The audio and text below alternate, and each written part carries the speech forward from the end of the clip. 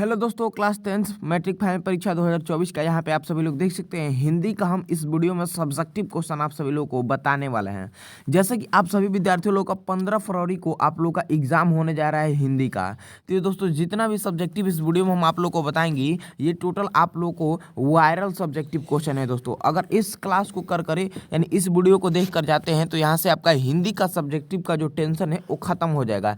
इस वीडियो में हम आप लोग को 20 गो सब्जेक्टिव क्वेश्चन बताने वाले हैं, जिसमें से आपको 5 से 6 7 गोले 5 6 7 या 8 तक यहाँ से आपका मतलब समझिए कि 5 गो से ज़्यादा यहाँ से सब्जेक्टिव क्वेश्चन आपका पूछे जाएंगे। एकदम सेम टू सेम लड़ने वाला है यहाँ से। तो 20 गो सब्जेक्टिव को यहाँ से कर जाइए, ठीक है।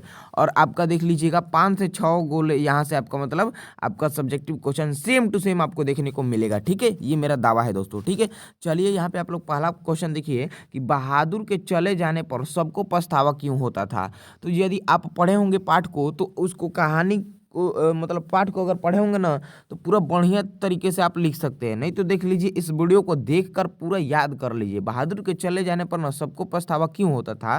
तो देखिए बहादुर को लेकर घर में जाने के बाद ना सबको पछतावा इसलिए होता था कि घर में बहादुर के अलावा कोई सेवा करने वाला ही नहीं था, इसलिए उन लोगों को क्या होता था, पछतावा होता था, ठीक है। चलिए तो सिंपल से आप लोग लिख दीजिएगा, सब 2 नंबर वाला क्वेश्चन है दोस्तों, ठीक है। एकदम 2 नंबर आपका मिल जाएगा। चलिए आइए यहाँ पे 2 नंबर क्वेश्चन देखते हैं। देवनागरी लिपि में कौन कौन सी भाषाएं लिखी जाती है। तो एकदम सिंपल सा लिख देना है कि देवनागरी लिपि में संस्कृत भाषा प्राकृतिक भाषा इत्यादि लिखी जाती है, ठीक है। बस चलिए आइए यहाँ पे जैसा क्वेश्चन पूछेगा सेम टू सेम वैसे ही हमको आंसर उसका लिख देना है, ठीक है। चलिए 3 नंबर प्रश्न है कि मैक्स मुलर की दृष्टि में भारत का दर्शन कहाँ हो सकता है जी। देखिए मैक्स मुलर की दृष्टि में भारत का दर्शन कहाँ हो सकता है। तो मैक्स मुलर की दृष्टि में सच्चे भारत का जो दर्शन है ये मुंबई, कोलकाता, चेन्नई जैसे शहरों में नहीं बल्कि भारत के गाँव में हो सकती है, क्योंकि ज़्यादा आबादी ना भारत के गाँव में ही बसती है। गाँव सभी दृष्टिकोण से सुरक्षित है। बिल्कुल सही बात कहा गया है दोस्तों। देखिए जो भारत के जो क्या बोलते हैं शहर मैक्स मुलर की दृष्टि से सच्चे भारत का दर्शन मुंबई, कोलकाता, चेन्नई जैसे शहर में नहीं बल्कि भारत के गांव में हो सकती है, क्योंकि ज़्यादा जो आबादी होती है भारत के ना हमारे गांव में यानी विलेज में ही क्या होती है, बसती है, ठीक है। चलिए आइए यहाँ पे अब 4 नंबर क्वेश्चन क्या है थोड़ा सा हम लोग समझते हैं। परंपरा का ज्ञान किनके लिए सबसे ज़्यादा आवश्यक है और क्यों। दोस्तों आपको मैं यहाँ पे दावा देता हूँ, यदि इस क्वेश्चन को आप पूरा बढ़िया से पढ़ कर जाता है ना, ये क्वेश्चन आपका कम से कम 4 5 साल बार लगातार पूछा गया है। ये 4 नंबर क्वेश्चन देख सकते हैं, बहुत ही ज़्यादा इंपॉर्टेंट क्वेश्चन है, इसको देख कर जाइएगा जरूर। परंपरा के ज्ञान किनके लिए सबसे ज़्यादा आवश्यक है, बहुत बार पूछा गया है ये क्वेश्चन, ठीक है। देखिए जो लोग साहित्य के युग में परिवर्तन करना चाहते हैं, क्रांतिकारी साहित्य रचना करना चाहते हैं, उनके लिए साहित्य की परंपरा का ज्ञान जो है ना बहुत ही ज़्यादा आवश्यक है। देखिए जो लोग होते हैं ना साहित्य के युग में परिवर्तन करना चाहते हैं, मतलब कुछ बदलाव करना चाहते हैं, क्रांतिकारी साहित्य की रचना करना चाहते हैं, उन सभी लोगों के लिए जो साहित्य की परंपरा का ज्ञान है वो बहुत ही ज़्यादा आवश्यक है दोस्तों, ठीक है। चलिए आइए दोस्तों हम लोग यहाँ पे हम लोग अथवा में भी देख लेते हैं। अथवा में है, इसको लिख सकते हैं हम लोग कि जो लकीर के फकीर न होकर क्रांतिकारी साहित्य की रचना करते हैं। जो लकीर के फकीर न होकर दोस्तों यहाँ पे देख समझिएगा, जो लोग होते हैं वो लकीर के फकीर नहीं होकर भी क्रांतिकारी साहित्य की रचना करना चाहते हैं, अक्सर उन्हीं के लिए परंपरा का ज्ञान आवश्यक है, ठीक है। तो ये अथवा वाला भी लिख सकते हैं, नहीं तो आप इसको भी लिख सकते हैं, ठीक है। चलिए आइए हम लोग यहाँ पे 5 नंबर क्वेश्चन को देखते हैं कि डुमराव की महत्ता का कारण क्या है। देखिए दोस्तों डुमराव की महत्ता विश्वविख्यात शहनाई वादक बिस्मिल्ला खां के कारण से है। इनका जन्म बिहार राज्य के डुमराव में एक संगीत प्रेमी परिवार में हुआ था। तो ये बिल्कुल याद रखिएगा। चलिए आइए हम लोग छठे क्वेश्चन को देखते हैं कि धर्मों की दृष्टि से भारत का क्या महत्व है। देखिए धर्म की दृष्टि से ना भारत का विशेष महत्व है दोस्तों, आप लोगों को पता भी होना चाहिए कि धर्म की दृष्टि से भारत का क्या महत्व है। तो विशेष महत्व है क्योंकि यहाँ अनेक प्रकार के अनेक धर्मों के लोग रहते हैं। सभी लोगों को पता है कि अपने भारत में सभी प्रकार के मतलब धर्म रहते हैं, ठीक है। सभी जाति के धर्म जैसे कि हिंदू धर्म, इस्लाम धर्म, सिख धर्म, बौद्ध धर्म, ईसाई धर्म इत्यादि सभी प्रकार के हमारे जो भारत देश है इसमें धर्म रहते हैं दोस्तों, ठीक है। भारत धर्म का एक प्यारा देश है जहाँ अनेक विद्वान का जन्म हुआ है, ठीक है। चलिए समझ गए। चलिए नेक्स्ट क्वेश्चन की ओर बढ़ते हैं दोस्तों। यहाँ पे 7 नंबर क्वेश्चन है कि सच्चे भारत का दर्शन कहाँ हो सकते हैं। तो देखिए सच्चे भारत का जो दर्शन है ना, आपको बताते हैं। देखिए यहाँ पे हम लोग पढ़ते हैं मैक्स मुलर की दृष्टि से। देखिए ये क्वेश्चन आता है तो लिखना है कि मैक्स मुलर की दृष्टि से भारत का दर्शन मुंबई, कोलकाता, चेन्नई जैसे शहरों में नहीं बल्कि भारत के गाँव में हो सकती है, क्योंकि गाँव में देवी देवता का निवास होता है। भारत की सबसे आबादी गाँव में ही बसती है। गाँव के किसान ही खेती करके आज पूरे देश में चले जा रहा है। बिल्कुल 100% सही बात को यहाँ पे लिखा गया है दोस्तों। देखिए हमारे मैक्स मुलर जी के दृष्टि के अनुसार ना भारत का जो दर्शन है मुंबई, कोलकाता, चेन्नई जैसे ये सब शहरों में नहीं बल्कि गांव में हो सकता है, क्योंकि ना गांव में देवी देवता का निवास होता रहता है दोस्तों। और भारत की जो सबसे मतलब आबादी गांव में ही है, ठीक है। और देखिए गांव के किसान जो है खेती करके ही ना ये पूरे देश में चले जा रहे हैं। सभी लोग को पता होना चाहिए, जैसे कि आप, जैसे कि बहुत बच्चे के, जैसे बहुत लोग के पापा जो है वो किसान होंगे, तो वो लोग खेती करके ही मतलब वो पूरे देश में चले जा रहे हैं। बिल्कुल सही बात है, तो ऐसे लिखना है आपको, ठीक है। चलिए अब ये देखिए 8 नंबर है कि बेटे के आंसू कब आते हैं और क्यों। बेटे के आंसू कब आते हैं और क्यों आते हैं दोस्तों। चलिए तो यहाँ पे लिखना है इसका आंसर कि बेटा माँ की गोद में बैठना चाहता है। बेटा जो होता है अक्षर पाठ जो है ना, जिसकी लेखक है हमारे अनामिका, उस वहीं का ये क्वेश्चन है, ठीक है। कि बेटे के आंसू कब आ जाते हैं और क्यों। तो देखिएगा बेटे माँ की गोद में बैठना चाहता है, ठीक है। और अंग अक्षर लिखने में बहुत कठिनाई होती है। बार बार कोशिश करने के बाद भी सफलता हाथ नहीं लगती है। बच्चे को अंग अक्षर नहीं आने पर ही आंसू आ जाती है। देखिए जो बेटा होता है ना, बेटा माँ की गोद में बैठना चाहता है, ठीक है। और अंग अक्षर लिखने में बहुत कठिनाई होती है, ठीक है। उसको तो बार बार कोशिश करने के बाद भी सफलता हाथ में नहीं आती है। वो बार बार बच्चा कोशिश करता है लिखने की, लेकिन नहीं लिख पाता है। तो बच्चे को अंग अक्षर न आने पर आंसू उसको आ जाती है, ठीक है। सिंपल सा है। चलिए 9 नंबर क्वेश्चन देखिएगा, पपाती कौन थी जी, उसे शहर क्यों लाई गई थी। तो यदि पाठ को पढ़े होंगे ना तो बनाकर भी अपने से खूब बढ़िया से लिख सकते हैं, लेकिन सटीक यहाँ पे उत्तर देखिएगा, लिखना है आपको। पपाती एक 12 वर्षीय ग्रामीण लड़की थी। जो पपाती थी वो 12 वर्षीय ग्रामीण लड़की थी। पपाती की माँ का बलियमल थी। पपाती की माँ का बलियमल थी। पपाती की तबीयत खराब थी, ठीक है। और इसलिए पपाती को ना बड़े अस्पताल में दिखाने के लिए शहर लाई गई थी, ठीक है। चलिए आइए दोस्तों 10 नंबर क्वेश्चन यहाँ पे देखते हैं। अगर चैनल पर नए हैं तो चैनल को जरूर आप लोग सब्सक्राइब कर लीजिएगा दोस्तों, ठीक है। और अपने दोस्तों के पास भी वीडियो को शेयर करते रहिए, ताकि बहुत ही ज़्यादा ये इंपॉर्टेंट वीडियो है, उसे देखकर वो लोग याद करके एकदम एग्जाम में छाप कराएंगे दोस्तों, ठीक है। चलिए पंडित बिरजू महाराज अपना सबसे बड़ा जज अपनी माँ को क्यों मानते थे। देखिए पंडित बिरजू महाराज जी जो थे वो अपने माँ को हमेशा ना उनके नाथ को मतलब देखती थी और उन्हें प्रोत्साहित करते थे। उनका हमेशा मार्गदर्शन करती थी, इसलिए वह न अपने माँ को, अपने मदर को सबसे बड़ा जल मानते थे, गुरु मानते थे। यहाँ पे जल नहीं होगा बल्कि जज मानते थे, जज, ठीक है। यहाँ पे जज हो जाएगा, जज मानते थे, ठीक है, जज, ठीक है। चलिए आइए हम लोग नेक्स्ट क्वेश्चन देखते हैं कि मनुष्य बार बार नाखून क्यों काटता है, ठीक है। ये सही बात है दोस्तों, जैसे कि आप ही लोग थोड़ा सा आपका नाखून बढ़ जाता है तो काटने लगते हो, ठीक है। तो वही ये क्वेश्चन कि मनुष्य बार बार नाखून क्यों काटता है। देखिए ये भी बहुत बार क्वेश्चन पूछ दिया है आपका बिहार बोर्ड, ठीक है। नाखून पशुता का प्रतीक है, ये हमारे पशुता का ही प्रतीक है। नाखून मनुष्य की पक्षता को जितनी बार काटा जाता है वह उतनी बार जन्म लेती है। और मनुष्य नाखून को अपने अंदर से हटाना चाहता है, लेकिन नाखून कम वक्त ऐसा है जो बार बार जन्म लेता है। ये हमारा जब मनुष्य की पशुता की प्रतीक है, तो इसे हम लोग अगर कितना भी काट लेना दोस्तों, कितना भी इसको हम लोग काट ले, लेकिन ये बार बार जन्म लेगा, क्योंकि ये हमारा क्या है, पशुता के प्रकृति का ये मतलब पहले से ही जन्मदाता है, ठीक है। पशुता प्रकृति है, ठीक है। नाखून पशुता के प्रतीक है। चलिए समझ गए। आइए हम लोग देखते हैं यहाँ पे 12 नंबर क्वेश्चन दोस्तों।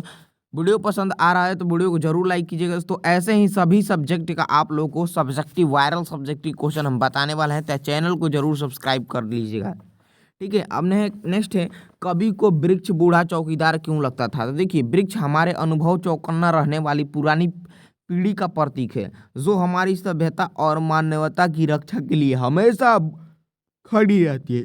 इसी कारण कभी कभी को वृक्ष बूढ़ा चौकीदार लगता है। ठीक है दोस्तों, तो अगर पूछता है कभी को वृक्ष बूढ़ा चौकीदार क्यों लगता है, तो कुछ इस प्रकार से इसका सटीक आंसर आपको लिखना है दोस्तों। ठीक है, आइए हम लोग देखते हैं सीता अपने ही घर में घुटन क्यों महसूस करती है। देखिए, सीता अपने ही घर में घुटन इसलिए महसूस करती है ना, क्योंकि परिवार का जो माहौल होता है ठीक नहीं होता है। ठीक है, ठीक नहीं है, और घर में सभी सभी हैं, बेटे बहुए पोते पोतियाँ, लेकिन किसी के ना तालमेल नहीं है। ठीक है, परिवार की एक ऐसी स्थिति देखकर सीता का मन भर जाता है। ठीक है, जो परिवार की उन लोग की स्थिति होती है, उन्हीं को देखकर जो सीता थी उनका मन भर जाता है। ठीक है, वह अपनी आंखें पोंछकर आकाश की ओर देखने लगती है। उसे लगता था ना कि जैसे पृथ्वी और आकाश के बीच ना घुटन भरी हुई है, वैसे उसके हृदय में भी घुटन भरी हुई है। ठीक है, और सीता को खाने को तो 2 वक्त की रोटी मिल जाती है। ठीक है, लेकिन माँ के प्रति बेटे का जो उत्तरदायित्व होता है वह नहीं मिल पाता है घर में कोई। ठीक है,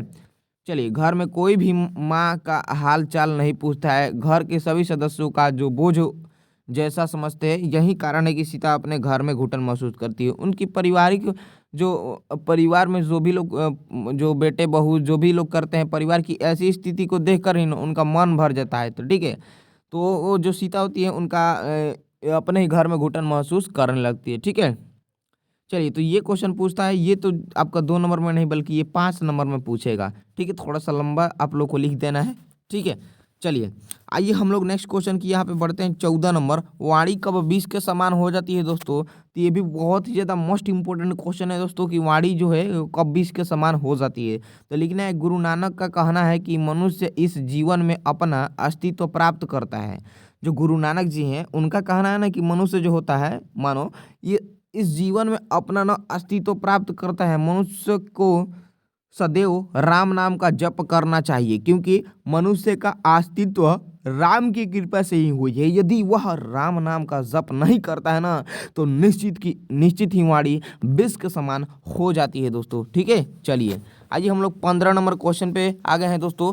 देखिए, कहता है लेखक ने नया सिकंदर किसे कहा है दोस्तों। देखिए, जो व्यक्ति न भारत के साहित्य, धार्मिक, सांस्कृतिक, प्राकृतिक एवं राजनीतिक गौरवपूर्ण इतिहास से अनजान है, वैसे ही नया सिकंदर कहा गया है, उससे ही नया सिकंदर कहा गया है। जो लेखक है उन्हीं को नया सिकंदर कहे हैं। ठीक है, चलिए, आइए हम लोग नेक्स्ट क्वेश्चन को यहाँ पे देखते हैं और समझते हैं दोस्तों कि परंपरा का जो ज्ञान है किनके लिए आवश्यक है और क्यों आवश्यक है। इसमें 2 क्वेश्चन पूछ दिया गया है, परंपरा का ज्ञान किनके लिए आवश्यक है। ठीक है, और उसके बाद और क्यों आवश्यक है। ठीक है, और क्यों। देखिए, जो लोग ना इस युग में परिवर्तन चाहते हैं और रूढ़ियाँ तोड़कर क्रांतिकारी साहित्य की रचना करना चाहते हैं, अक्सर उन्हीं के लिए परंपरा का जो ज्ञान है वो आवश्यक है। ठीक है, चलिए दोस्तों, अब हम यहाँ पे देख लेते हैं जी, परंपरा का ज्ञान किन के लिए समझ गए। जो परिवर्तन, जो इस युग में परिवर्तन करना चाहते हैं और रूढ़ी को जो है ना तोड़कर क्रांतिकारी साहित्य का रचना करना चाहते हैं, अक्सर उन्हीं के लिए जो है ना परंपरा का ज्ञान आवश्यक है। तो सिंपल भाषा में लिख देना है।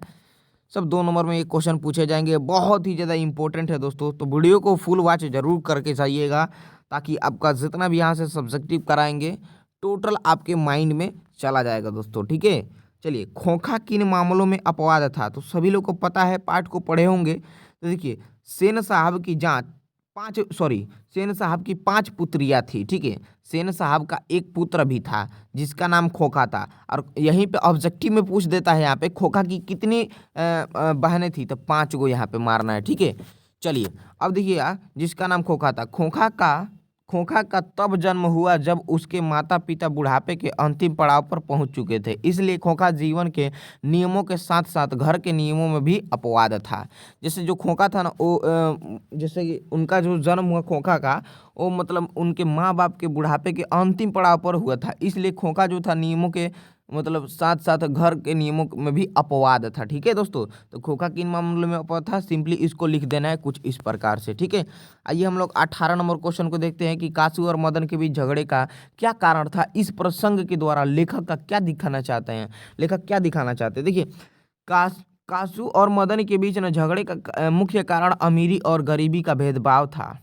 कासू सेन साहब का बेटा था और मदन एक किरानी वाला का बेटा था। कासू के झगड़े का मुख्य कारण लड्डू यहाँ पे है दोस्तों, बल्कि लड्डू नहीं बल्कि लट्टू हो जाएगा, लट्टू यहाँ पे हो जाएगा, टाइपिंग मिस्टेक है। लट्टू खेलने को लेकर था। कासू के झगड़े के कारण ही मदन अपने पिता द्वारा मार खाता था। बिल्कुल दोस्तों, आप लोग पाठ को पढ़े होंगे तो पाठ जो है ना बहुत ही ज़्यादा फनी है, पढ़ने में भी मज़ा आता है। देखिए यहाँ पे लिखा गया है कासू के झगड़े के कारण ही ना मदन अपने पिता द्वारा मार खाता था, इसलिए मदन किसी भी खेल में कासू को शामिल नहीं करना चाहता था। ठीक है दोस्तों, तो कासू और मदन के बीच झगड़े का यही कुछ कारण था जो हमने यहाँ पे बताया। ठीक है, चलिए तो इसको सिंपली लिख देना है कुछ इस प्रकार से। चलिए यहाँ पे ज़्यादा हम लोग यहाँ पे थोड़ा सा बड़ा टाइप का और है, लेकिन इतना नहीं लिखना है, सटीक आंसर यहीं तो आपका समाप्त हो जाएगा यहीं पे। ठीक है, चलिए आइए हम लोग देखते हैं 19 नंबर को कि 20 के दांत कहानी का नायक कौन है, स्पष्ट कीजिए। देखिए दोस्तों, 20 के दांत जो नलिन बिलोचन शर्मा द्वारा लिखित कहानी है, इस कहानी का नायक गिरधरलाल का बेटा मदन है। मदन एक प्रिय बालक है, इसी कारण मदन ड्राइवर की बातों पर विरोध करता है। मदन कासू को नहीं खेलने में शामिल करता है क्योंकि खेल में शामिल करता है क्योंकि कासू के झगड़े का कारण ही मदन अपने पिता के मतलब हाथों द्वारा मार खाता था। ठीक है, तो वो नहीं चाहता था कि मतलब हम जो खेल खेले उसमें मतलब कासू को भी हम शामिल करें। ठीक है, अतः कहानी के आरंभ से लेकर अतः अंत तक मदन का ही चर्चा होता है। मदन का ही चर्चा 20 के दांत जो कहानी है इसमें ज़्यादा हुआ है दोस्तों। ठीक है, चलिए अब हम लोग यहाँ पे 20 नंबर क्वेश्चन को देख लेते हैं कि लेखक किस विडंबना की बात करता है, विडंबना का स्वरूप क्या है। देखिए लेखक के अनुसार ना जिस कारण आज के समाज में जातिवादी विचार फल फूल रहा है, लेखक का कहना है कि इस युग में भी कुछ लोग जातिवाद के समर्थक और पोषक बने हुए हैं, जबकि विश्व के किसी समाज में जातिवाद पर आधारित श्रम विभाजन नहीं है। ठीक है, और विडंबना का मुख्य कारण यह है ना क्योंकि इसमें मनुष्य के नीच ऊंच की भावना प्रकट होती है और मनुष्य को जन्म से ही ना काम धंधे में बांध देती है। ठीक है, जन्म से ही, सही बात है, काम धंधे में बांध देती है। विडंबना का मुख्य स्वरूप यही है कि समाज को श्रम के आधार पर बना दिया जाए। ठीक है, तो देख लीजिए ये क्वेश्चन पूछता है कि लेखक किस विडंबना की बात करते हैं, तो कुछ इस प्रकार से आपको इसका आंसर लिख देना है। ठीक है, तो दोस्तों इस वीडियो में हम लोग हिंदी का 20 सब्जेक्टिव क्वेश्चन को देखे हैं और आप लोगों को 20 सब्जेक्टिव क्वेश्चन को पूरा बढ़िया तरीके से समझा कर बता दिए हैं। दोस्तों यदि आप 20 सब्जेक्टिव क्वेश्चन को बढ़िया से देख कर समझ लिए होंगे ना दोस्तों, तो यहाँ से 5 से 6 को सब्जेक्टिव क्वेश्चन आपके फाइनल बोर्ड परीक्षा में सेम टू सेम आपको 2 नंबर वाला में देखने को मिलेगा। ये मेरा दावा है दोस्तों। तो वीडियो को ज़्यादा से ज़्यादा अपने दोस्तों साथी के पास सभी के पास शेयर जरूर कर दीजिएगा और चैनल पर जितने भी लोग नए हैं ना चैनल को जरूर सब्सक्राइब आप लोग कर दीजिएगा दोस्तों। ठीक है, ताकि और भी आपको सब्जेक्ट का वीडियो देखने